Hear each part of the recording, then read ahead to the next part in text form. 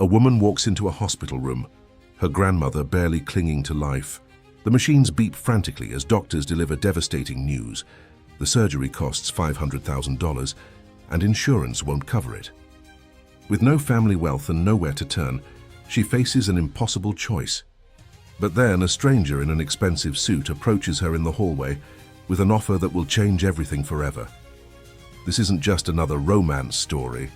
By the end of this video, you'll discover how desperate situations can lead to the most unexpected life transformations, and why sometimes the most shocking beginnings create the most beautiful endings. What happens next will completely shatter everything you think you know about love, marriage, and the price of desperation.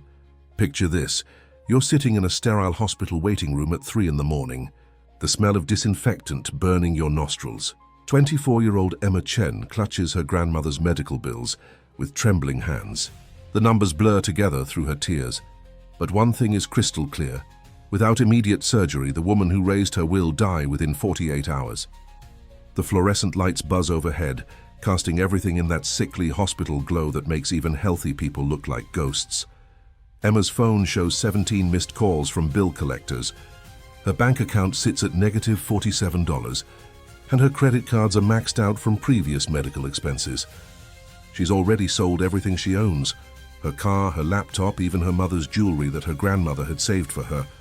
None of it was enough. Not even close. Emma's grandmother, Mrs. Chen, had been her everything after her parents died in a horrific car accident when she was just 12 years old. This frail but determined woman had worked 3 different jobs: cleaning offices at night, serving lunch at a school cafeteria, and doing alterations for a local tailor on weekends. To put Emma through college. She never once complained, never once made Emma feel like a burden, never once suggested that her dreams weren't worth the sacrifice. Mrs. Chen had taught Emma to make dumplings from scratch, helped her with algebra homework while battling exhaustion, and celebrated every small victory like it was a major triumph. When Emma graduated summa cum laude, Mrs. Chen cried tears of joy and whispered in Mandarin that Emma's parents would be so proud. Now, as Emma stares at these impossible medical bills, she realizes she has absolutely nothing meaningful to offer in return for a lifetime of selfless love. The head surgeon, Dr. Martinez, had delivered the news with the cold efficiency of someone who'd done this conversation thousands of times before. His voice was professional but not unkind, as he explained that Mrs. Chen's heart condition required an experimental procedure that wasn't covered by standard insurance policies. The surgery itself would cost exactly $523,000, plus additional fees for the specialized equipment and post-operative care. Emma's insurance company had already denied the claim twice, with their customer service representatives using words like non-essential and experimental to describe a procedure that could save her grandmother's life. Each denial letter felt like a death sentence written in corporate language, polite but utterly final. The appeals process could take months, time Mrs. Chen simply didn't have. But here's where the story takes its first shocking turn. And trust me, this is just the beginning of revelations that will leave you speechless. As Emma sits crying in the hospital corridor at 4:30 in the morning, mascara streaking down her cheeks and her body shaking with exhaustion and despair, a man in a perfectly tailored black suit approaches her. Even at this ungodly hour, he looks impeccable, not a wrinkle in sight. He's tall, probably in his early 30s, with dark hair that's styled perfectly. Despite the late hour and the kind of confident presence that commands attention without trying, his watch catches the fluorescent light. It's definitely a Patek Philippe, worth more than most people's annual salaries. His shoes are handmade Italian leather, probably custom. This man's entire outfit costs more than Emma has earned in the past 6 months combined. But what strikes her most isn't his obvious wealth. It's the way he moves through the hospital like he owns it. Like he's completely comfortable in spaces where most people feel small and vulnerable. Alexander Blackwood. Yes, that's his real name. And yes, it sounds like something from a gothic romance novel. Stops directly in front of Emma and says 6 words that will haunt her forever. "I can solve your grandmother's problem." His voice is deep, measured with the kind of authority that suggests he's used to people hanging on his every word. But there's something else there too. Something that sounds almost like genuine concern, though Emma is too desperate and exhausted to analyze the nuances of a stranger's tone. Now, you might think this is where she asks who he is, demands to know how he knows about her situation, or questions why a complete stranger would involve himself in her personal tragedy. But desperate people don't have the luxury of asking logical questions or maintaining normal social boundaries. When you're drowning, you don't interrogate the person throwing you a life preserver. Emma looks up at this stranger with red, swollen eyes and whispers in a voice hoarse from crying, "How?" Alexander pulls out his phone, the latest model naturally, and shows her something that makes her breath catch in her throat. It's a bank account balance, and Emma's exhausted brain struggles to process what she's seeing. The number has 8 digits before the decimal point. 8. This man has enough money to save her grandmother 100 times over and still have enough left to buy a small country. But Emma has been alive long enough to know that nothing in life is free, especially not $500,000 from a complete stranger who appears in hospital corridors at dawn like some kind of well-dressed guardian angel. There's always a price, always a catch, always something that makes the dream too good to be true. "Marry me," he says simply, as if he's asking her to pass the salt or comment on the weather. His tone is matter-of-fact, businesslike, completely at odds with the magnitude of what he's suggesting. Right now, today, we go to the hospital chapel, sign the papers, and the money transfers immediately to cover your grandmother's surgery and all associated medical costs. Emma's mouth falls open. In all her desperate brainstorming over the past 72 hours, in all her frantic phone calls to distant relatives and searches for loan options, marriage to a complete stranger had never even occurred to her as a possibility. It sounds like something from a fever dream or a badly written romance novel. Not a real solution to a real problem, but then she thinks about Mrs. Chen lying in that hospital bed, her breathing shallow and labored, her skin the color of old parchment. She thinks about the monitors beeping their urgent warnings, and the way her grandmother's hand felt so fragile when Emma held it, like bird bones wrapped in tissue paper. The hospital chapel is eerily quiet except for the distant sound of medical equipment beeping through. Thin walls and the occasional overhead page calling doctors to various emergencies. Emma stands at the altar in her wrinkled jeans and tear-stained sweater, still wearing the same clothes she'd thrown on when she got the emergency call about her grandmother.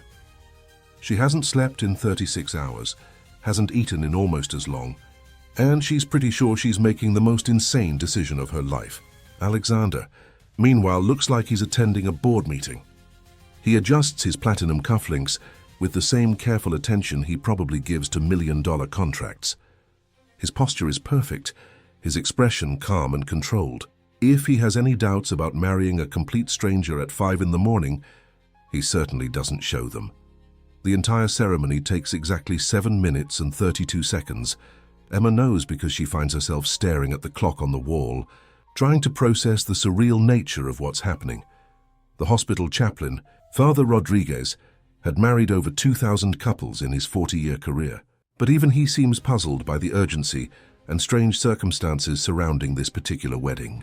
No family members are present, no friends, no flowers or celebration or any of the traditional elements that usually accompany such an important life event. Just 2 signatures on a legal document and promises spoken by 2 people who met less than an hour ago. Father Rodriguez asks the standard questions. Do you take this man? Do you take this woman? But his voice carries a note of concern that suggests he's wondering if he should be facilitating this union. Emma can see the doubt in his eyes, the professional worry of someone who's counseled countless couples and knows that successful marriages require more than just legal documentation. As Emma signs Emma Chen Blackwood for the first time, her hand shakes so violently she can barely hold the pen. The name looks foreign on the marriage certificate, like it belongs to someone else entirely. Alexander's signature, meanwhile, flows across the paper with the practiced ease of someone who signs important documents every day, someone for whom life-changing decisions are just another Tuesday morning routine. But here's what Emma doesn't know yet, and what will change everything she thinks she understands about this arrangement. Alexander Blackwood isn't just rich. He's not just wealthy. He's the CEO of Blackwood Industries, a tech empire worth over $12 billion that, started with his great-grandfather's steel manufacturing company, and evolved through strategic acquisitions and innovations into one of the most influential corporations in the world. And this isn't his first emergency marriage. In fact, Emma is wife number 5, though she won't discover this particular detail for several months. Alexander has perfected the art of the strategic marriage, and each one has served a specific purpose in his complex business and personal life. But Emma's situation is different from the others in ways that will become clear later in this story. What's even more shocking is that Alexander had been watching Emma for weeks before her grandmother's medical emergency. He knew about her financial struggles, her work schedule, her daily routines. This wasn't a chance encounter or a spontaneous act of charity. It was a carefully orchestrated business decision disguised as a rescue. Within 30 minutes of signing the marriage certificate, Emma's entire world transforms in ways she never imagined possible. Her grandmother is being wheeled into surgery, not by the overworked resident who had originally been assigned to the case, but by Dr. Sarah Chen, no relation despite the shared surname, the most renowned cardiac surgeon on the East Coast, someone whose waiting list typically extends for months. The best cardiac surgeons in the country suddenly become available at a moment's notice. Medical equipment that was unavailable or scheduled for other procedures mysteriously appears. The hospital staff treats Emma like royalty, addressing her as Mrs. Blackwood, with a level of deference and attention she's never experienced before.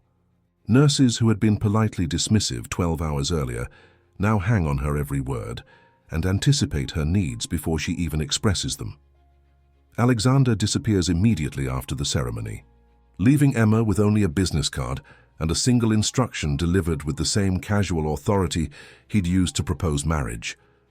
"My assistant will contact you tomorrow morning at precisely 9 a.m. with the arrangement details. Please be available to take the call." Emma spends that entire night in the hospital waiting room, alternating between profound gratitude and creeping terror about what she's agreed to. She tries to sleep in the uncomfortable plastic chairs, but finds herself staring at her new wedding ring, a simple platinum band that appeared on her finger at some point during the ceremony, though she doesn't remember Alexander putting it there. The ring fits perfectly, which strikes her as either incredibly lucky or incredibly suspicious. Her grandmother's surgery is successful beyond all expectations. What was supposed to be a risky experimental procedure becomes a textbook operation with no complications and an excellent prognosis for full recovery.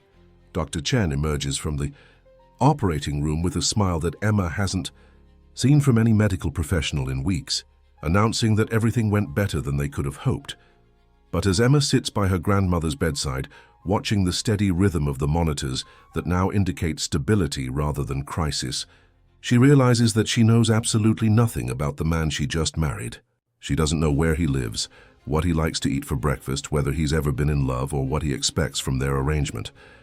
She doesn't even know his middle name. The next morning, a woman in an expensive suit appears at Emma's small apartment. Victoria Sterling, Alexander's personal assistant, carries herself like someone who manages billion-dollar deals before breakfast. She sits across from Emma at her tiny kitchen table and opens a folder that will reveal the true nature of what Emma has agreed to. "Mrs. Blackwood," Victoria begins, and Emma flinches at hearing her new name. "Your husband requires specific things from this arrangement. You'll live in the penthouse, attend social functions as his wife, and maintain the appearance of a loving marriage for exactly 18 months. Emma's stomach drops. What happens after 18 months? Victoria's smile is cold and professional. "That depends entirely on you. But here's the twist that nobody saw coming, including Emma herself. Alexander Blackwood has been married 4 times before. Each marriage lasted exactly 18 months. Each wife received a substantial financial settlement and signed ironclad non-disclosure agreements. And each wife disappeared from public life completely after the divorce was finalized. Emma moves into Alexander's penthouse that same week. The space is enormous, probably bigger than her entire apartment building.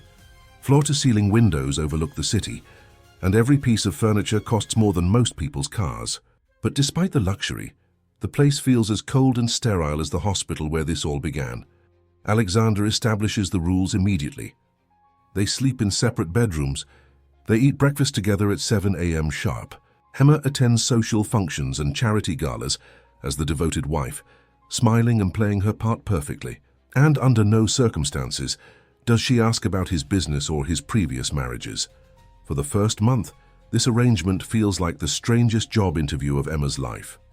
Alexander treats her with polite indifference, like a business partner rather than a wife. They make small talk about the weather and current events, but never about anything personal or meaningful. But slowly, almost imperceptibly, things begin to change. Emma notices Alexander leaving her favorite coffee by her bedroom door each morning.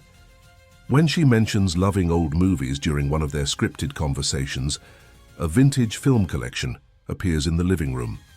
Small gestures that suggest he's actually paying attention to who she is beneath the role she's playing. Meanwhile, Emma's grandmother recovers beautifully. The experimental surgery was a complete success, and Mrs. Chen is healthier than she's been in years. But she's also curious about Emma's mysterious new husband and their whirlwind romance. Emma becomes an expert at crafting believable lies about their love story. 3 months into their arrangement, Emma makes a discovery that changes everything. While Alexander is away on a business trip, Emma accidentally finds a hidden room behind his home office. Inside, she discovers files on all 4 of his previous wives, detailed background checks, and something that makes her blood run cold: surveillance photos of herself taken weeks before her grandmother's hospitalization. This wasn't a chance encounter. Alexander had been watching Emma, studying her, waiting for the perfect moment to make his offer. But why? What could a billionaire CEO possibly want with a struggling graduate student that he couldn't buy or hire through conventional means? Emma confronts Alexander when he returns from his trip. She expects him to be angry about her snooping, maybe even threaten her with legal action. Instead, his reaction surprises her completely. He looks almost relieved that she finally knows the truth. "You want to know why I chose you?" Alexander sits across from Emma in his pristine living room, and for the first time he looks genuinely vulnerable. "Because you're the only person who never asked what I wanted in return." The truth about Alexander Blackwood is more complicated than Emma ever imagined. His father built their business empire through ruthless tactics and strategic marriages. Every relationship in Alexander's life has been transactional, people wanting his money, his connections, his influence. The previous 4 marriages were arrangements designed to fulfill specific business requirements, but each one ended when the women ultimately showed their true motivations. "But you," Alexander continues, "you married me without even asking what you'd have to do. You signed that contract thinking only about saving your grandmother. You never once asked what was in it for you." Emma realizes that Alexander has been testing her this entire time. Every small kindness, every gesture of affection, every moment of seeming spontaneity has been carefully orchestrated to see how she would respond. Would she start making demands? Would she try to leverage her position for more money or privileges? Would she fall into the same pattern as his previous wives? But here's where the story takes its most unexpected turn. Emma doesn't respond the way Alexander expects. Instead of being angry about the deception or excited about the potential implications, she asks him a question that nobody has ever asked him before. "Are you happy?" This simple question breaks something open in Alexander that has been closed for years. He admits that despite all his wealth and success, he's profoundly lonely. Every relationship is a business transaction. Every social interaction is carefully calculated. He hasn't had a genuine conversation with another human being in over a decade. Emma, meanwhile, has been grappling with her own complicated feelings. Living in luxury while knowing it's all temporary has been emotionally exhausting. She's grown genuinely fond of Alexander, but she's also terrified of getting too attached to someone who views their relationship as a business arrangement. The 6-month mark of their marriage brings unexpected complications. Alexander's business rivals begin investigating Emma's background, looking for any weakness they can exploit. Paparazzi start following her everywhere, desperate for scandal or drama. The pristine image they've maintained begins showing cracks under public scrutiny. But the real test comes when Emma's grandmother has a minor health scare. Mrs. Chen is fine. Just a routine checkup that reveals some concerning test results. But Emma's immediate panic and terror remind her of exactly why she entered this arrangement in the first place. And Alexander's response, dropping everything to be by her side at the hospital, surprises them both. "You don't have to do this," Emma tells him as they sit in the same hospital corridor where they first met. "This isn't part of our deal."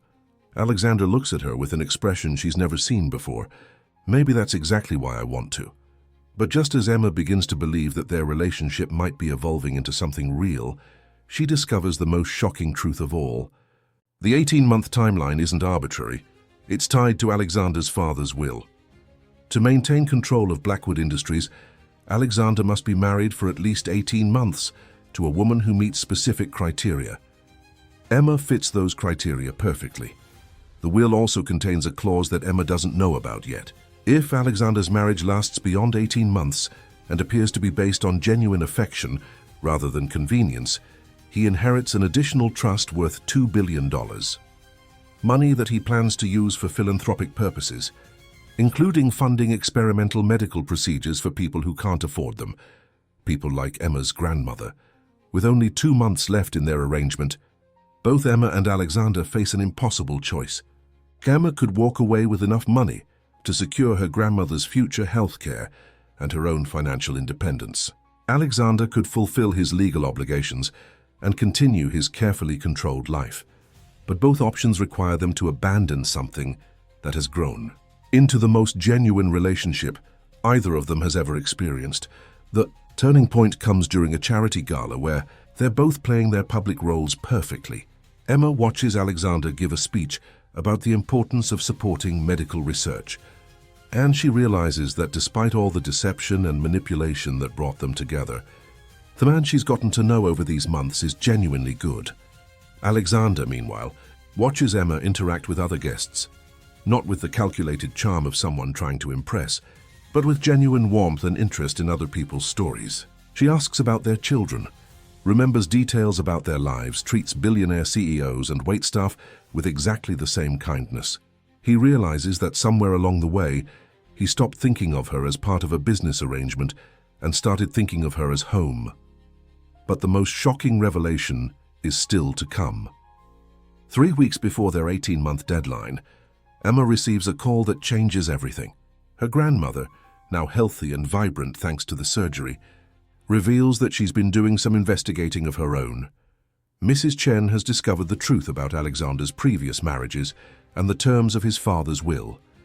"That boy isn't using you, sweetheart," Mrs. Chen tells Emma over tea in their favorite cafe. "He's trying to save you from the same trap that destroyed his previous relationships. Every one of those women fell in love with his money, not with him. He's been waiting his whole life for someone who would love him even if he was poor." Emma realizes that Alexander has been protecting her from the corrupting influence of his wealth by maintaining emotional distance. But in doing so, he's also been protecting himself from the possibility of being genuinely loved. The walls he's built aren't just around his heart, they're around his entire life. The final month of their arrangement becomes a careful dance of two people trying to figure out how to transition from a business contract to a real relationship. They start having genuine conversations about their childhoods, their dreams, their fears. Alexander tells Emma about the pressure of living up to his father's legacy. Emma shares her terror of losing the only family she has left and her dreams of becoming a teacher.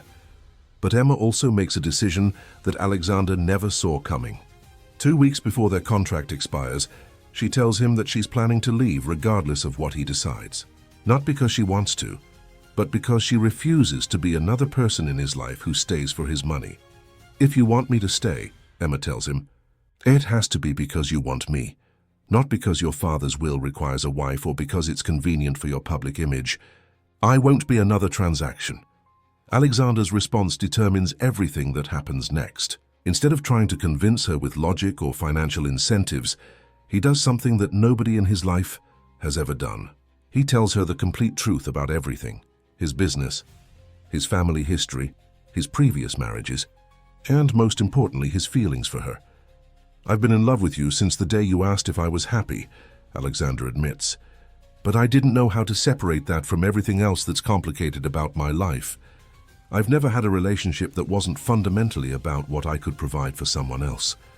Emma's response is equally honest. I've been in love with you since you learned how I like my coffee, without me ever telling you. But I needed to know that you could choose me without being forced to, by circumstances or contracts. The 18-month deadline passes without fanfare. Emma and Alexander make the decision to start over completely. New relationship, new rules, no contracts or timelines or external pressures.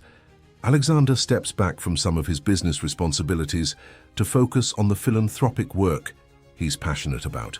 Emma enrolls in a graduate program to become a teacher, funded by her own savings rather than Alexander's money. But here's the most beautiful part of this story. They keep the marriage.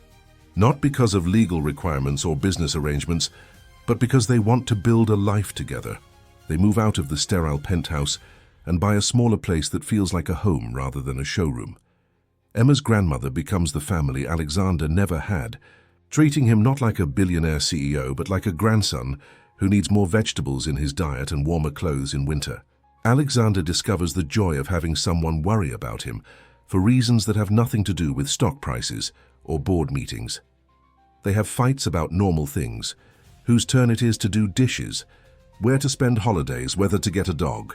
Arguments that feel precious because they're about shared life decisions rather than contract negotiations. A year later, Alexander surprises Emma by proposing again, this time with a ring he picked out himself, in a setting that has nothing to do with hospitals or legal documents or business requirements.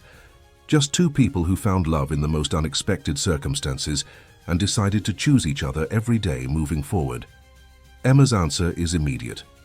Yes, but only if you promise this is the last time we'll ever need contracts to prove how we feel about each other. Their second wedding is everything their first one wasn't, surrounded by the people they love, celebrating a relationship built on choice rather than desperation, looking toward a future they're creating together rather than obligations they're fulfilling. But perhaps the most beautiful outcome is what Alexander does with his inheritance. The additional $2 billion from his father's trust gets invested in a medical foundation that provides funding for experimental procedures and treatments for families who can't afford them.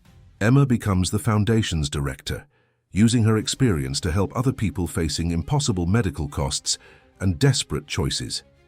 They name it the Second Chance Foundation, acknowledging that sometimes the most beautiful relationships begin with the most unlikely circumstances. Every family they help represents another story that could have ended in tragedy, but instead becomes an opportunity for hope. Emma's grandmother lives to see her 100th birthday, surrounded by the family that grew from a desperate hospital corridor decision.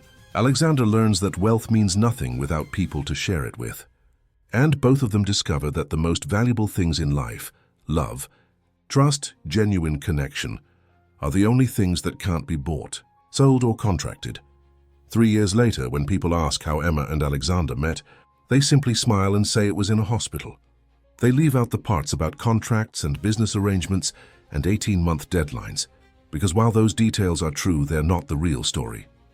The real story is about two people who were both drowning in their own ways, Emma in desperation and debt, Alexander in isolation and cynicism. They found each other in the darkest moment of Emma's life and discovered that sometimes salvation comes in the most unexpected forms. So what started as a business transaction became the most genuine love story either of them could have imagined. And the woman who married a CEO in seconds to save her grandmother ended up saving him right back, creating a love that no amount of money could ever buy.